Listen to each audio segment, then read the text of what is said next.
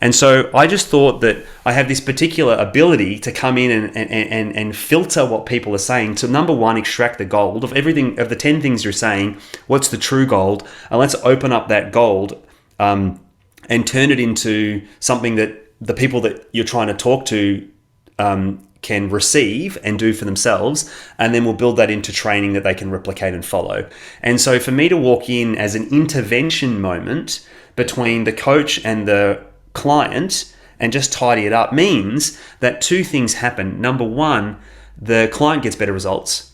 And the second thing is the coach not only gets better results, but their brain was kind of full of confusion, and we're able to defrag it down to this tiny little thing. And what they thought was their world is actually only the jump start of their pure genius. So I just kind of declutter the mess, and then they go, oh my God, there's a whole universe of brilliance here that we can keep exploring. Hello, and welcome to Uncovered, the podcast with your host, Jason Irving. Join me in a journey to understand what's truly happening in your world and the world around you. This is not about how you're living life on the surface. It's about what's truly driving you from under the covers.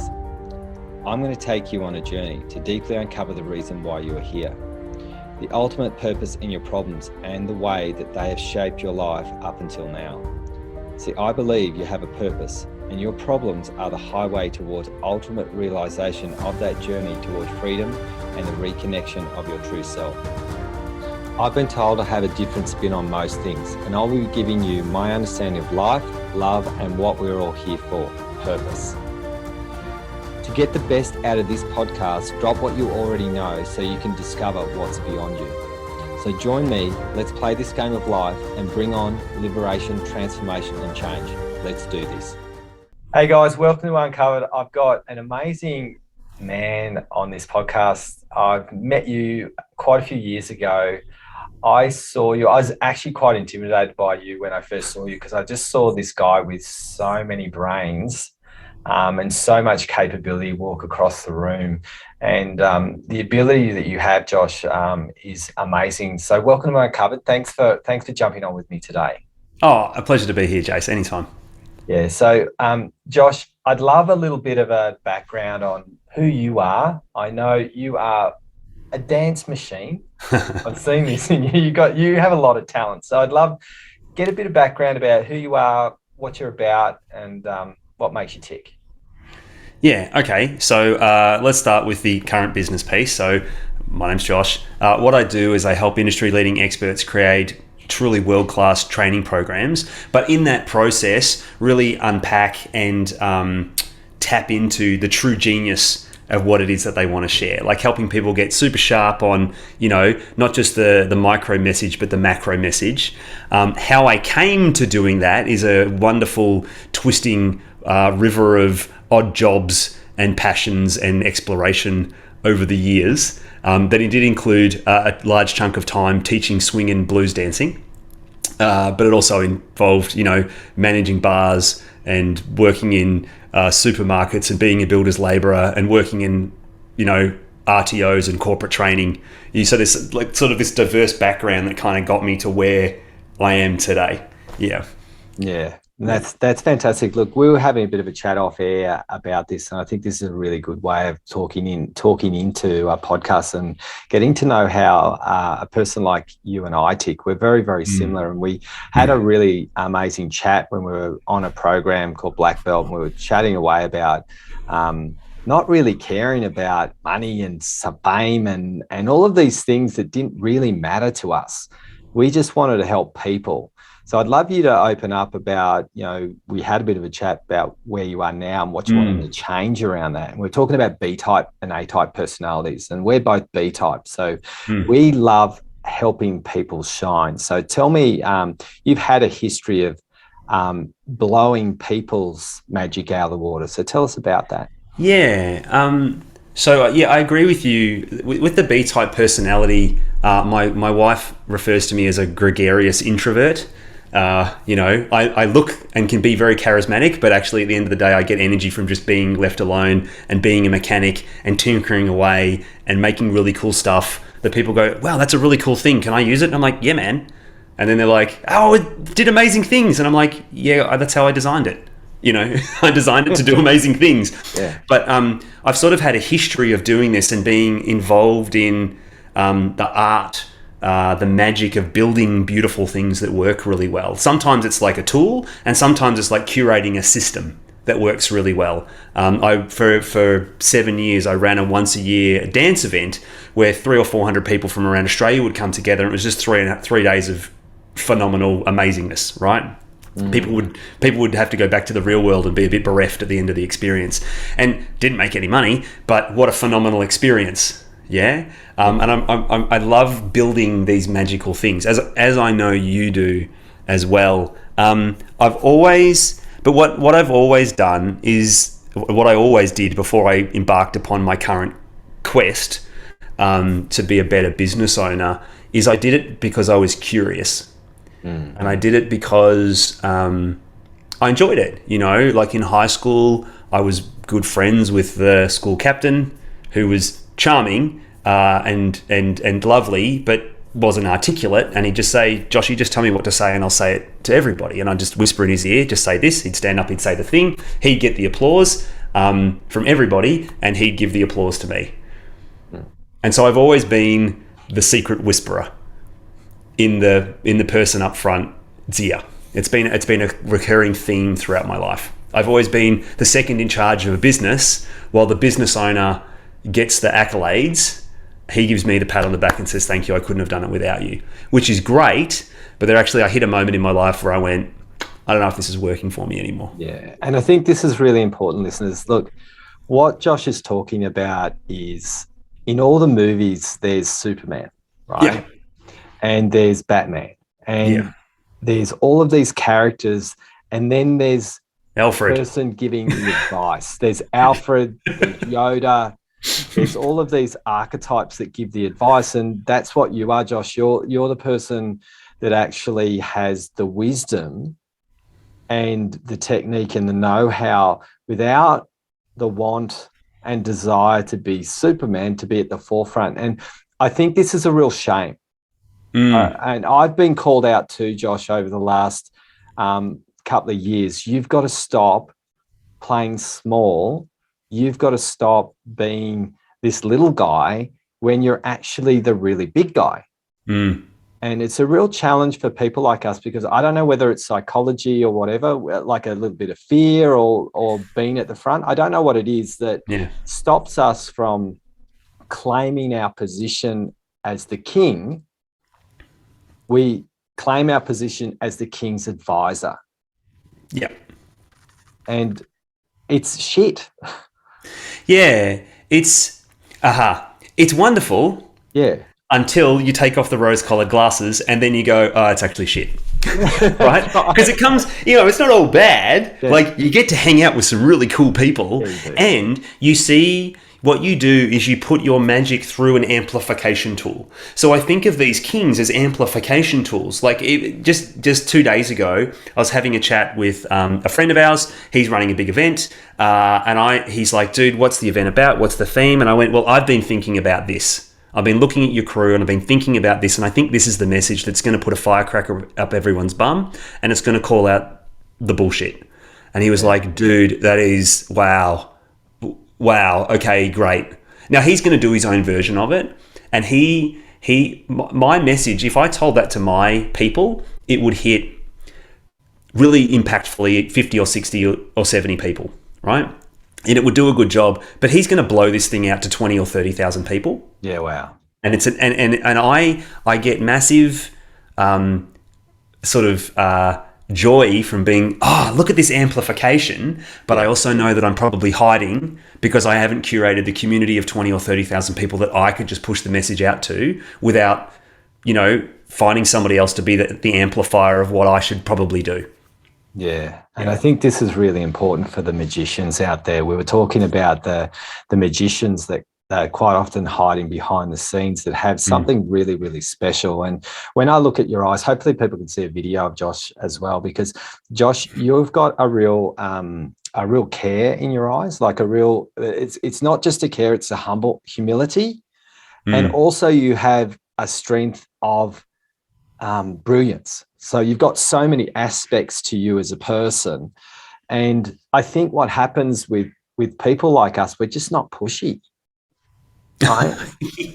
We're just not pushy enough. Like you watch everyone going, hey, I'm this, I'm this, I'm doing this, I'm doing this, I'm doing this. And they're like, here, they're putting their hands up and putting their hands up and putting their hands up. And we've got our hands down. We're just saying, okay, people will come because they know that we've got something really special. So I had a guy who, you know, Jackson Milan called me out and he said, Jay, you've got to actually start really expressing what's in you because there's no one like you. And I'm like, okay, but I just like helping everyone be great. Right? And it's like, for me, I know very, very aware baselines in me. I get very scared of being in front of an audience. And for me, it's being humiliated. It just sits in my ground level. And I had that at school. So I just wanted to let other people take the limelight. And so what do you do? Like, what's under the covers, do you think, that goes on with you that has stopped you over the years from being in the absolute limelight? Because I've watched you in the limelight. Like you got to be on an amazing man's floor while he was doing something else. And you were taking the whole lead of the coaches. And it was so amazing because I was in the audience and I was just like, oh my God, this guy. And it was a big room. Like there was some pretty big players in the room. Oh yeah. Absolutely. Big players. Yeah. Look,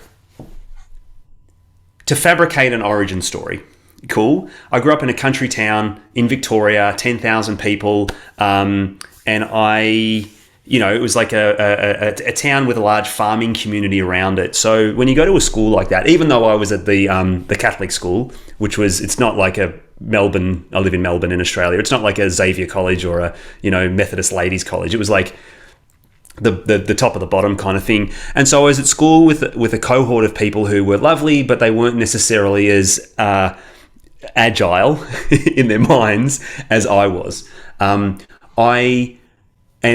so me speaking my truth and, applying logic to all sorts of crazy stuff that was going on that I thought that people would speak, I found myself often alienating myself from the tribe or tall poppying or just being a bit, kooky and weird. So I had my little cohort of friends, as everybody does, but it also kind of made me go, I'm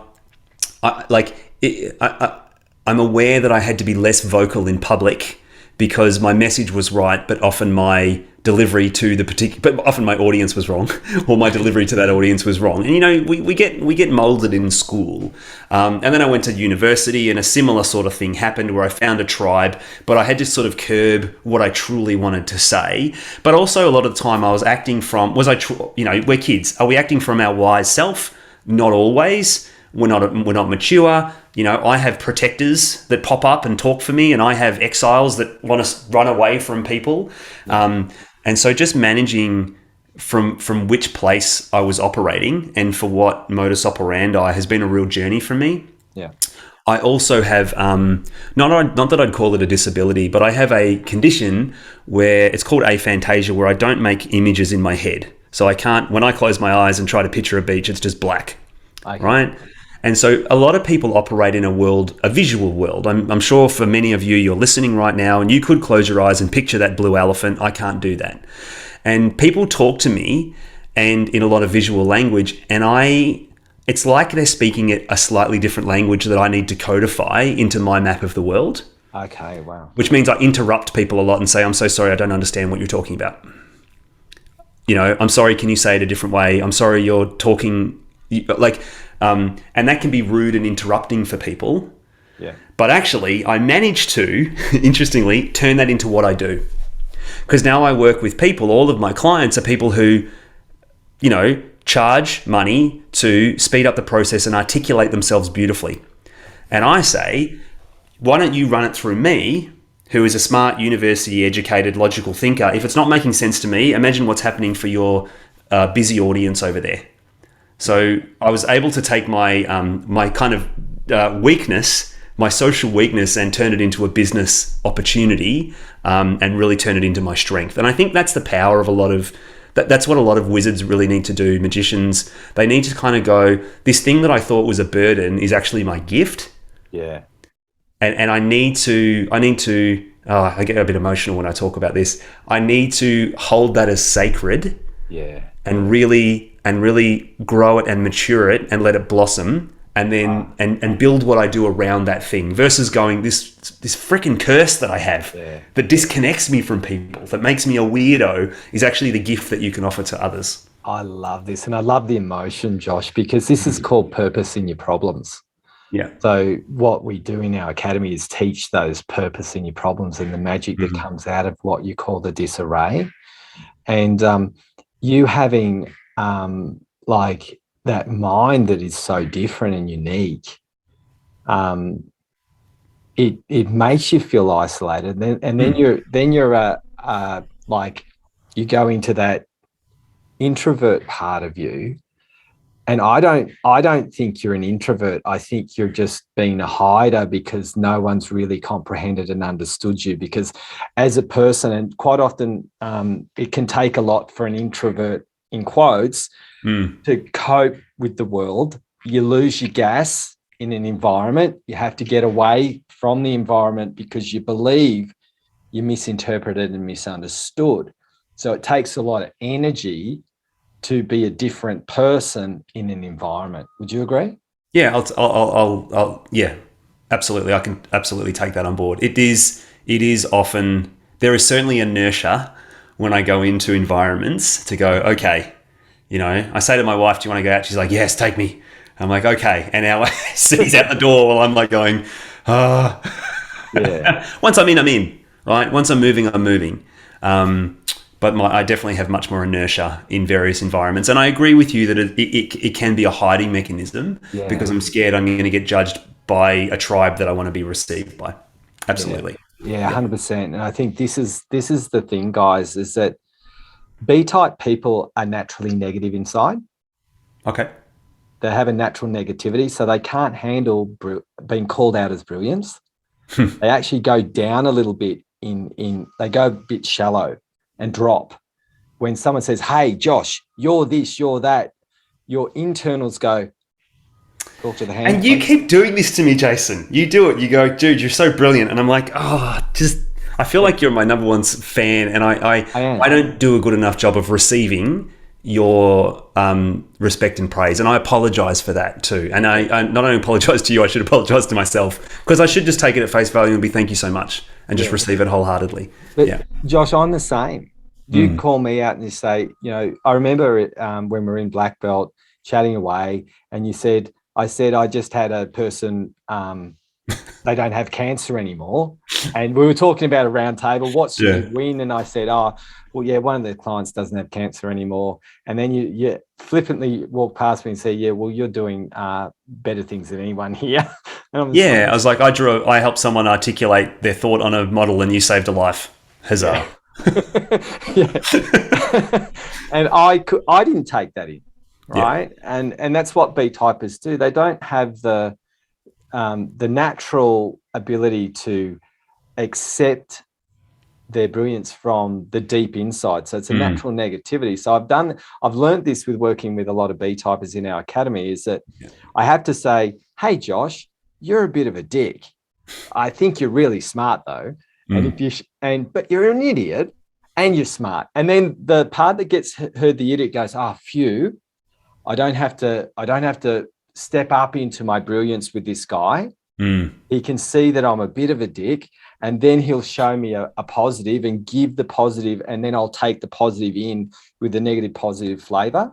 Yeah. Whereas if you do that to an A typer, they'll go, what do you say? You think I'm an idiot? No, Fuck you. you're done, I'm buddy. You're awesome. done. Yeah. You know what I Yeah. mean? So it's Absolutely. it's just a different way of approaching. And I think what I want to do with us today is talk together and say enough's enough of actually listening to that internal diarrhea that goes on, because it's bullshit, but I'm, it is I'm there. Yeah, I'm cool with that. Let's do that. I've embarked upon this journey. I know you've embarked upon this journey as well. And I think I'm not in the field of, like, what I do doesn't help people embark upon this journey.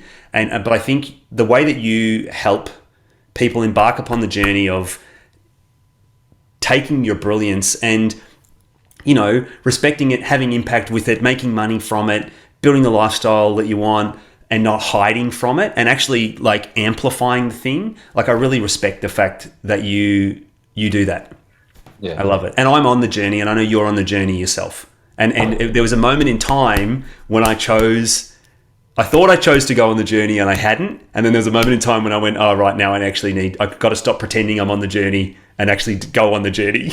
Yeah. And there was about 2.5 years gap between those two moments. We quite often do that because we think, okay, I'm doing that. And then we think we're doing it, but we actually don't realize how much it takes to actually get there. So one of your biggest things that I want to just speak to right now is your logical senses, your gift, right? That you've been hiding from everyone, that we're really articulating now, is the excellence of transmission of concepts. So it's that ability to use what you thought no one wanted, no one valued, and you didn't value, as an absolute piece of Picasso.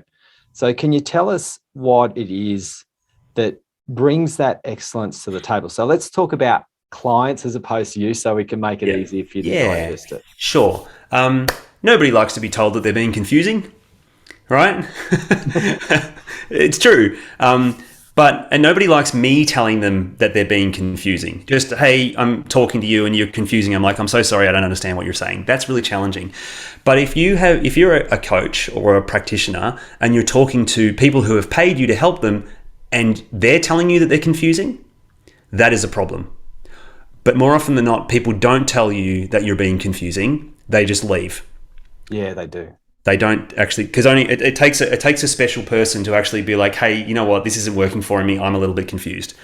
And so I just thought that I have this particular ability to come in and filter what people are saying to, number one, extract the gold of everything, of the 10 things you're saying. What's the true gold? And let's open up that gold and turn it into something that the people that you're trying to talk to can receive and do for themselves, and then we'll build that into training that they can replicate and follow. And so for me to walk in as an intervention moment between the coach and the client and just tidy it up means that two things happen. Number one, the client gets better results. And the second thing is the coach not only gets better results, but their brain was kind of full of confusion. And we're able to defrag it down to this tiny little thing. And what they thought was their world is actually only the jumpstart of their pure genius. So I just kind of declutter the mess. And then they go, oh my God, there's a whole universe of brilliance here that we can keep exploring and keep exploring. And so that's kind of the unlocking of the genius piece. So finding, and I had some really great people help me understand where to do this. Finding the intervention moment for the client who had the problem and inserting myself there was the art. That was the first big step. Where am I? Where can I just be super valuable to someone with a problem? We're using my gift. That is so cool, because what I'm hearing, like, from my language, is an internal psychologist, right? A person who can grab space and air and voice and information, and psychologically strip it down into a magic, and pull it into one verse. This is exactly what I do, right? You do it in a different way. So it's been able to find the unique verse, the tone, the register that's actually going to make the song be rememberable. There's a book. I really like the book, The Alchemist by Paulo Coelho. It's not the world's greatest written book. It's a lovely parable that I like reading, and I read it about once a year because just by reading it, it kind of puts me in a nice meditative state. So I just kind of, and it just, in the same way that some people use different texts, the Bible, the Quran, etc., I use The Alchemist by Paulo Coelho to just extract some parables and have a think. And there's a particular part of the story where he talks about everything you need to know about alchemy can be written on the face of an emerald. And I feel like that's kind of what I'm always searching for. And he said, but the problem is men take the face of the emerald and write libraries and libraries and libraries to try and understand something that is pure. And the truth is pure. And I think I'm on that quest to find the truth amongst the library of confusion. Because and you would know this, and for people listening, you would have had these profound moments where you just uncover truths and you reveal to the person that you're working with the truth. And these are beautiful moments. Yeah. And that's what I'm constantly searching for. And I do it in my field. And I think you do it in your field too, isn't it? Yeah. And you kind of transcend out of the mess up into clarity. Yeah. Yeah. And it evolves you. And that's what I'm constantly searching for. And as I said, I just found a great intervention moment where my ability to do it is extremely useful. Yeah. That's fantastic. So you magnify clarity. Yeah, absolutely. Well, yeah, because the first thing is to get clear, and the second thing is to just open it up and really investigate it for what it is. And that's where the magic lives inside of that moment. Yeah. So listeners, what we're talking to and what we're talking about here is a person who can actually bring order in a chaotic mind. Absolutely.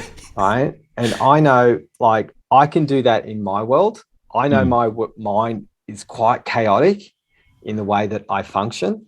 When I have my clients, I can bring order through chaos all the time and find out one thing that they need to know. And I think we need people like you, because I remember looking at a post that you did a while ago about how, most course creators are bullshit, and and it was a good post because it made me have a really good look at my content and go, oh, geez, there is some confusion here. There is way too much space and there's not enough arrow. And I'm a very spatial person and you're a very arrow person. I'm a very arrow person. Yeah. I like space, but the problem is sometimes with too much space, there's a problem with too much arrow, but the problem with too much space is you can end up with an ecosystem of nothingness. Yeah. The problem with too much arrow is you can alienate people and leave them behind and be too directive, and people get stuck in process and not principle. And so I think a beautiful balance of the two things, it's all about balance. We both know this. Sure. Yeah.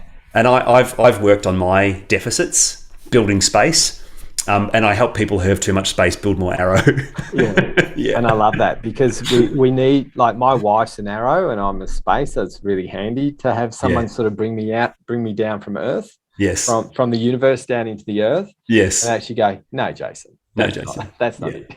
That's not it, Jason. And it's nice because when I love people like you, Josh, my wife is extremely direct, sometimes a little too direct. And I like direct people because, listeners, if you don't have people like Josh in your life, you're going to take a lot longer doing things, right? People like Josh give you a shortcut. So if you're in a marathon, they'll actually turn your marathon into a sprint. And this is really, really essential if you're running a business. So imagine if you had someone like Josh's services and he had this ability to turn all of that spatial idea into a sprint where you could go, do this, this, and this, and everything will be successful. Yeah, it's super useful because rather than taking 15 steps, you just take the most important 3. Yeah. And you might do the other 12 eventually, but they don't have the impact of those first 3. Yeah. Yeah. And I think this is really important. It's like taking ideas into action because a lot of people don't know how to do that. So you're in that space where you're going to be transitioning into being the show as opposed to being behind the scenes. Let's talk about that. So tell me about the transition point when you go from the magician behind the scenes to the leader in front. What does that look like for you, Josh? It's interesting because I originally thought that, like, the skill that I needed was to be a better business person, right? I was a great magician. I was like, I need to be a better business person. My first lesson was to actually commodify the skill, as I said, and to commodify, find the client that I can offer the intervention to get better results, right, as the catalyst. And I found that person and I was able to start earning more money and actually turn it into a really viable, profitable business. Yep. But I still was hiding in the background. because the clients would call me and they would say, Josh, what do I say? What do I do? And they'd give me their stuff and I would tidy up for them, and then they would go and spruik it to their audience. So I'm still in the background. So I'm still, I have a community of, 15 or 20 coaches at a time that I'm working with, but it's still very low numbers with regards to my impact, because I'm talking to the people, and even though they're being impactful with me helping them articulate their stuff, I'm not being impactful by me articulating my message. Yeah. I'm constantly refining their message. So I'm technically not occasionally I'm amplifying my stuff, because I just say, go and say this to your audience, but most of the time I'm amplifying their stuff. And a point happened even though I embarked upon the business journey about 6 years ago, I actually only embarked on the me stepping into being the king about 2.5 years ago or 2 years ago. And I'm still on the journey of it, of just going, I have something to say. Yeah. I see stuff going on that I don't like. And I feel like I want to create a community of people to be aware of and give a crap about and be passionate about what I'm doing. And I think those people are already out there. I just need to, I actually need to find them and have a conversation with them. And they don't know it, but they're bereft because I'm not sharing my gift with them. Yeah. And I think that's... And no one can do that for me. I need to do it. 100%. Yeah. It's like stepping into that using your anger properly. That's true. We get pissed off and we go, hey, there's these dicks. Look at this idiot. Stupid shit. Yeah. What the fuck are they doing? This idiot's making $1 million selling what they're calling a course creation course, and it's a freaking marketing course. Yeah. There's nothing about course creation in it. Rant. Yeah, exactly. And then there's Josh going, well, I'll just help everyone else do that, hide under the covers, and make that happen. So tell me, Josh, what pisses you off? What really grinds Josh's gears, so people can get a little bit of an idea around, you might be that person who needs Josh's influence right now. What grinds your gears that really makes you tick, that wants to make an impact on this planet?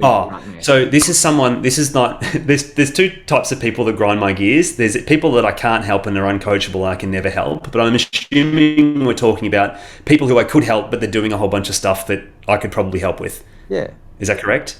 Okay. Or planetary, like what pisses you off that people are doing that you could make an impact and change? Okay. So one thing that really pisses me off is people who are extremely like, this is the way. Yeah. This is the vehicle. You must take my vehicle. It's mindset. No, it's action. No, it's mindset. And I'm like, dudes, like you can't. It's chicken and the egg. Yeah. Get the right mindset to take the action, which builds the mindset, and then they need to work with each other. Yeah, you can't say one over the other. Like they're complementary, not exclusive. So anytime people do exclusivity to build, and then they stand on their pedestal over on one side and scream left wing and then right wing, I'm like, So I think, and they do that because they want power, but they're doing power in an exclusionary way. Yeah. And I believe in power in a unified way. Why can't we take the best of both and build Voltron?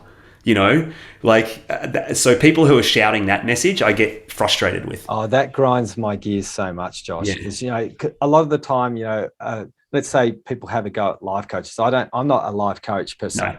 No. Right? I don't look at myself as a life coach, but I defend the life coaches who people have a go at, because I just think, well, because you're not one, you stick a needle in the eye of the life coach who's a business coach. And there's this battle between, you can't have one without the other. The thing is, the business coaches that I've heard, especially during COVID, there's so many depressed business coaches, really, really unhappy at the moment, uncomfortable, not knowing whether they can share what's going on. That's where I come in, right? And they need people like me, but they're terrified of actually going and venturing into that area.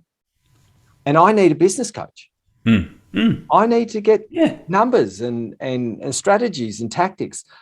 I need that stuff. So I never look at a business coach and go skull and crossbone, but it can be the other way around, especially when it comes to these things. And we've got to learn how, as you said, to figure out what the best parts are and the worst parts, right? I remember your partner was talking about wanting to find out what I did as a healer. And I just said, oh, look, it's really, I just gave you a little bit of advice, not your partner, and just said, it's a crackpot world out there. Just be mindful of who you're going to pick. Yeah. Because it is a bit scary going into the woo in the woo-woo world, because there's people who can take you way off track. And that grinds my gears. People who are doing what you would call spiritual diversion.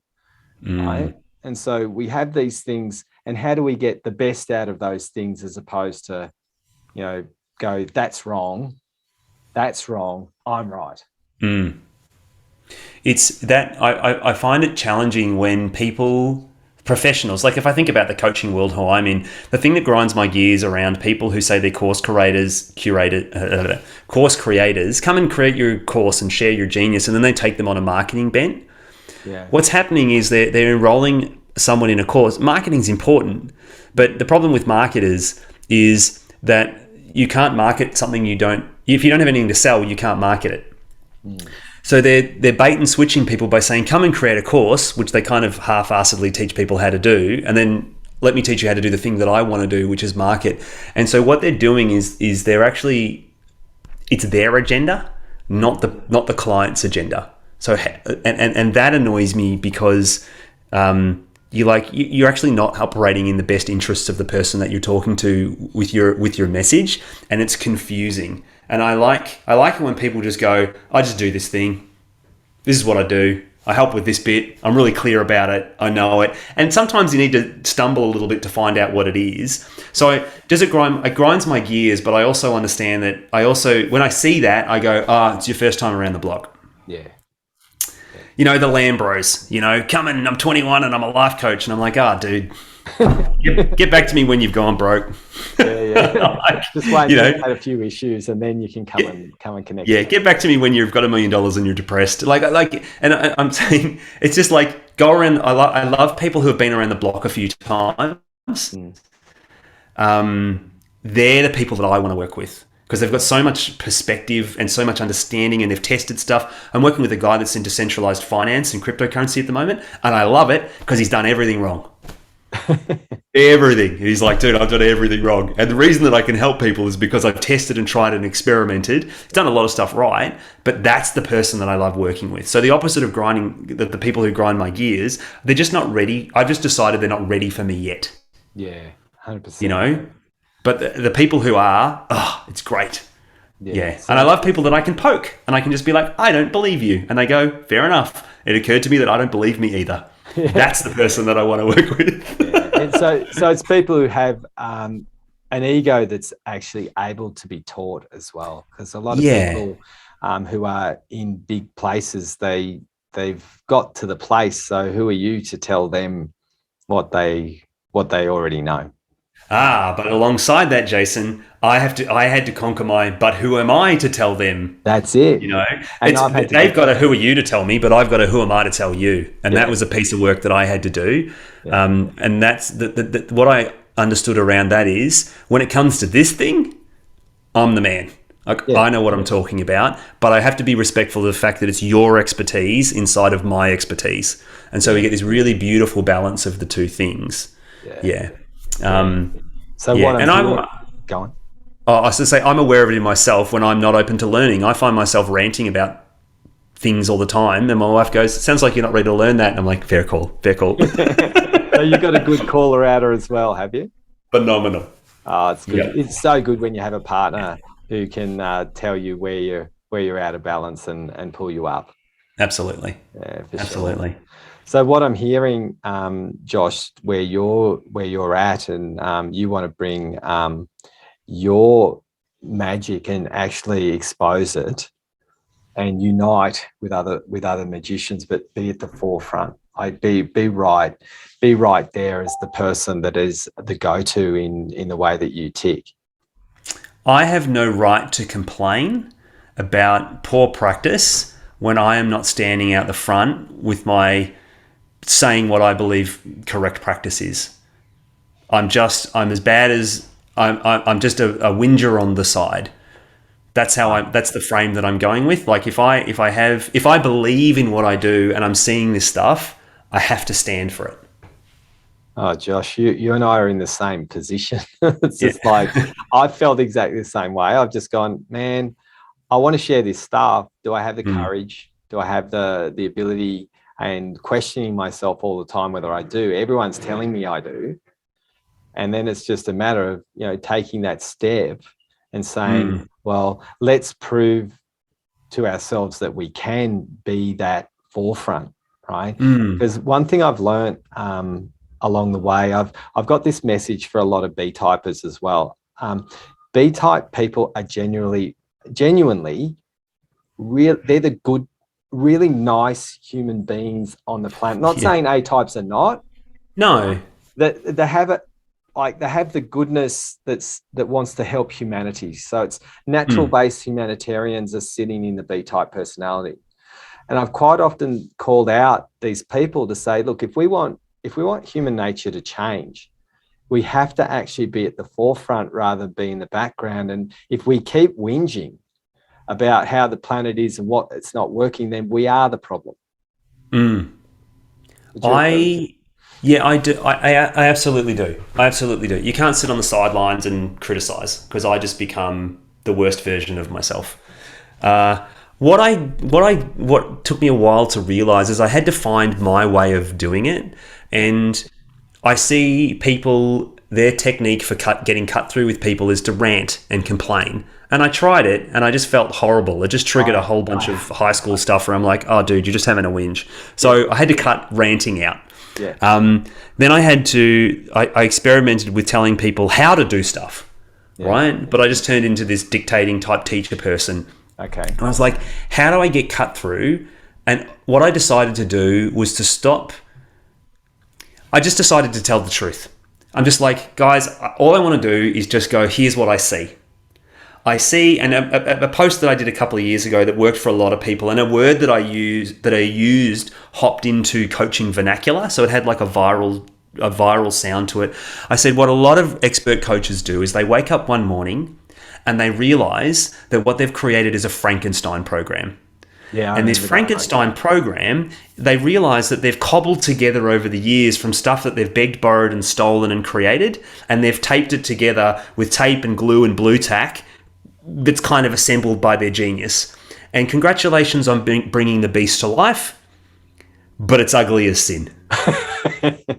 Right? And so many coaches DM'd me were just like, I have a Frankenstein program. Yeah. Now, what I'm not doing is criticizing.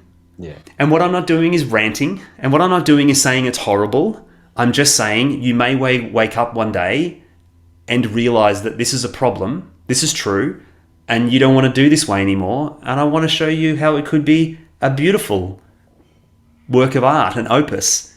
Yeah. And that truth and the offer is my methodology. And so I struggle to post every day. Like I'm supposed to be doing social media every day, but I don't have profound truths to reveal every day, Jason. And so I just work at the cadence that I can to say, I see something that's true that I want to share and expose. And it might come out once a week and it might come out once a fortnight. And that's okay. And the people who are ready to hear the truth will see it and they'll approach me and say, hey. And I think a lot of the people that you work with and the B-typers, something about us not just pounding ahead forwards is that we see more things. We do. We see the truths. And I think there's a real opportunity. I think what I want to share is for your people is to just say, you don't have to judge and you don't have to complain. Just speak what you see. Yeah. And the people who and reveal a truth to people that they're unaware of or they've been hiding from or they don't want to see. And the people who are ready for you will be like, it hit me because you can't unsee the truth. No, that's right. And when you can't, and then that's the challenge. You might, once you've been called out by that, then it's like your car. It's just driving along and you see it all the time. It's there, and you might not react on it straight away, but it gets in, and people. I wrote the post 18 months ago, and people are still like, "Dude, I got a Frankenstein. It's time." And I'm like, "Great," and so that's how I spread my message. I've decided that I'm just going to be a truth teller. Yeah, I love that. And I remember that post because I was looking, that was the content when I was looking at my content, because my content is completely original. Yeah. I have not taken a single piece of content from anybody Mm. at all. And even my content, when I was looking, I was like, yeah, there's some solid Franco in there. Yeah, there's some solid Franco, right? And I was just like, shit, and I'm in the process now of going, how do I streamline? What do I need to streamline and make things better? Because I've got, you see all these symbols up in my background Yes. here. I use these, Yes. right, as frameworks. So they're models that I use, but they're a little bit different to the models that. Sure, but it's a representation to unlock truths. Yeah, 100%. And I looked and just went, man, I've got to fix some of my Frankensteins and make them better and make them more simple. So you, Josh, that post actually really, really helped me when I started building more of my products. I'm really grateful to that post because I started looking and going, I've got this year-long program that I'm running right now, and I'm going to take people through a 2-day process of how to do it. The system that I'm using has 4 statements in it, 8 statements in it to actually get people to clean up. And it's just so damn simple and so direct. And then people can actually start doing some things about it. And this is what I found is that everyone said, your stuff is simple and deep. And that's that's the best thing that I've heard. And everyone who does spirituality and development don't make any sense. It's true. That's the truth. And every time I've gone in and people have heard my stuff, they go, oh my God, you just make sense of the unsensible. I'm working with a client at the moment who has come from the school of thought leadership. Oh, yeah. And the school of thought leadership has simultaneously elevated and broken him because he lives in a world of grey matter. Yep. He lives in a world of ideas, some substantiated, some not, often not, that offer insights and put people into lateral shower brain thinking and help them imagine what it could be. And whilst almost understanding it, it's kind of just outside your grasp. Yeah. And he said, what's the best advice for us to work together? And I said, you need to park your thought leadership, big idea stuff, and we actually just need to build a mechanism. Like we need to think more like a mechanic and just be like, what is the tool? If somebody wants to get your outcome, if someone wants a hole in the wall, we need to give them a drill. Yeah. Right? So build the drill and then show them how to put it through the wall. And we need to build a set of tools we need to help people understand what it is that they want, and then give them a set of tools and then show them how to use the tools. And that creates a replicable system where someone can get the same results. And through the building of the tools and understanding how to use the tools, the thought leadership will develop. Versus just plucking shit from the air. Yeah. Right? And so it substantiates, and rather than fitting ideas to a shape, the shapes are created from these things that you build. And so what happens is you end up with this with an embodied understanding of what you do versus this sort of gap between your ability to articulate and what you can actually do. There's kind of like gray area in between. Yep. But it asks you to park the sacred cows, non-attach from your thought leadership, and we all do it. In the spiritual world, lots of people, they would never call themselves thought leaders, but to me they sound thought leadershipy because it doesn't quite make sense. Yeah. And if we just detach from that and just go, I just want to help people get the result. I just want to help people do what I want to do and come from a tool mechanistic kind of place. Yeah. It substantiates. And then we end up with not one or the other, but we actually end up with, as I said, both. Yeah. I love that, mate.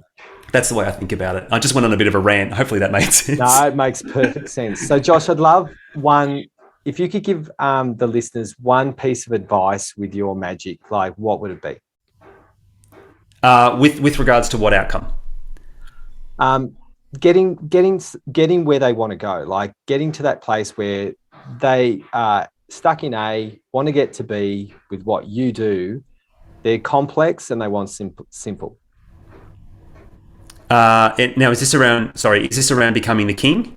Yeah. Or well, so it comes back to finding the person who has the problem that you can act as the intervention for, and then walking and then really understanding your value in that moment and just owning the shit out of it. And then start by being in the king to that individual person. And then you will start to go, this is what I do, this is what I stand for, and I'm making meaningful. And this person is going to be so grateful. They're just going to be like, this is phenomenal stuff, right? And then you kind of figure out who that person is. And by having more people, you figure out who you don't want. And then you'll hit a critical mass where you're just like, I know the person for whom I can be the intervention for. Yeah. And then you need to grab your microphone and go for it. Yeah, I love that. So, Josh, I've got a question for you. Yeah. Are you the king? No, not yet. No. Josh, Yeah. I'm just going to ask you this again. Yes. Are you the king? Come on. It's within. I'm going to give you an honest answer, Jason. Yeah. It is within me. Yeah. It is. I feel like it. I feel like a prince, but I'm not waiting for my dad to die. I just need to come of age. Yeah. I love that. Yeah. The cool thing is, listeners, he said it's within him. Yeah. And this is what's really important. We quite often externalize someone or something else other than understanding completely that the king is inside. And all of us who have an absolute piece of brilliance, who are trying to make it come out. I know, Josh, with the type of person that you are and who you are, you're going to become the king, and you're going to create an amazing kingdom for people. Because I know how much from experiencing spending time with you, Josh, how important family is, how important that connection is with your kids, how important it is to really value making the persona of who you are such an important ingredient, so your kids don't go and question saying, I can't do it. I am being the king is a quest I am on, and once I embark upon a quest and I burn the boats, I find my way there. I love it. I feel like, and if you think about a hero's journey, I'm beyond the abyss, and I'm in the moment of realization.